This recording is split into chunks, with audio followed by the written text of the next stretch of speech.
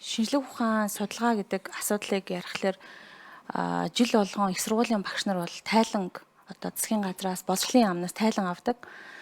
Зүгээр одоо их сургуулийн багш бол 3 янзын ажлаар одоо багшийн оноонууд бий болдог.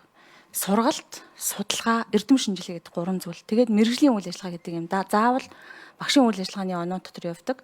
Тэрүүгээр багш, дадлагжигч багш, ахлах багш зэрэг нэмэгдээ явдаг. Ийм тогтолцоотой. Кредит нь ч гэсэн А, Б цагт тэгж бүрддэг.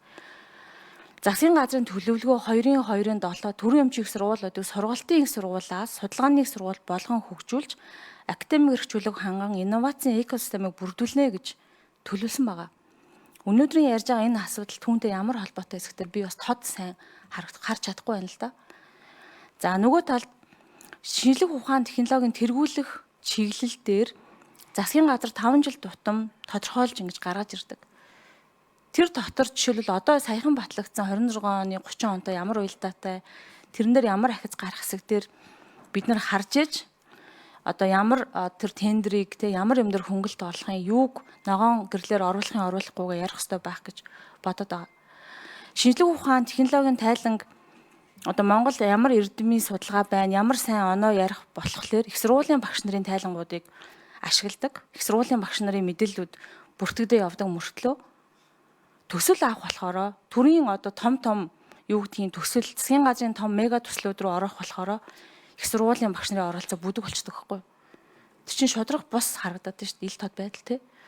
Тэгэхээр би энэ хуулийг бол одоо энэ оруулж байгаа өөрчлөлтийг бол ил тод байдлыг сайжруулах агуулгаар нь бол дэмжиж байна.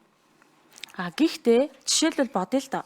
Судалгаа Gov.zg эмэн дээр жишээлбэл ил тод мэдээлэл оруулахгүй байна гэж байна. Яагаад би өнөөдөр scientific report сэтгүүл бичсэн өгүүлэлт тэнд Google Scholar-аар хайхад харагддаг юмыг давхар би засгийн газрын юм руу оруулах хэрэгтэй. Эрдэм шинжилгээ академи гэдэг бол өөрөө аяндаа бүртгэгддэг критериатай шалгууртай юм л юм. Энийг нь заавал төрөөс тусна сайт гаргаж агсаах хэрэг байгаа юм уу?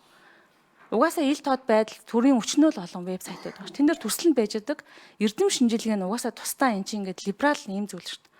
Энд дээр мөнгө зарах хэрэг байгаа мó гэдэг нэг ийм бодол байгаа юм л та. Олон улсад шалгуураа хангаж байгаа бол бүртгэгдээд явдаг юм л тогтолцоо. Google Scholar гэдгийг бүгдээрээ хэрэгэлдэг. Хүмүүс эрдэмтдийн тухай хайхдаа Google Scholar-аас хайдаг болохоос засгийн газрын сайтаас хайхгүй шүү дээ. Мэдээлэл судалгааг. Дээрээс нь тэнд чинь судалгааны чансаа гарч ирдэг байхгүй юу? Тэгэхээр багш нар өнөөдөр судалгааны их сургууль болно гэж ярьж байгаа учраас багшийн А, Б цагийн төлөвлөгөө өнөөдөр судалгаа тэргүүлэх чиглэл эрдэм шинжилгээ академик гэдэг үнэлгээр явж байхад яагаад гол судлаачид энэ хүрээлэн дээр байна? Гол судалгааны мэргэжлүүд энэ дээр байгаа багш нар хажуугаар нь хийх чадах хэсэг дээр ийм эргэлзээтэй хариултуудыг манай энд байгаа эрдмийнхаа яагаад яриад байгааг би бас ойлгохгүй байна. Тэгэхээр энийг бид нэр эргэж харж нэг юм тэргүүлэх чиглэлээ дахиж харах хэрэгтэй байна. Дээрээс нь тэргүүлэх чиглэл дээр хэрвээ хүний эрхийг дээдлсэн засгийн газар бол энэ тэргүүлэх чиглэл дээр хүний эрхийн холбоотой судалгаанууд дээр за одоо энэ чигээр нь цаашаа явлаа гэхэд хүний эрхийг дэмжсэн ажлууд дээр судалгаагаа грантаа өгдөг ч юм уу, тендерийн хөнгөлт байдаг ч юм уу, ийм зүйл байгаасаа гэж бодож байна. Ийм агуулга байвал дэмжиж одоо оролцох ийм бодолтой байна. Үгүй бол эн чинь хэсэгчлээд л яваад байгаа байхгүй. Тэгээ багшийн статус ч гэсэн энэ байгууллагуудын хооронд гараад байгаа. Тэгэхээр найдлаг гишүүний асуулттай би яг адилхан байна. Бид нар аль чиглэлээ барьж байгаад явах юм. Ингээ эвдэрхий ямаа нэг хэсгийг засчаад эвдэрхийгээр нь цаашаа яваад ах уу? Тогтолцоогоо засах уу гэдгийг ярих хэрэгтэй байх гэж бодож байна. За баярлалаа.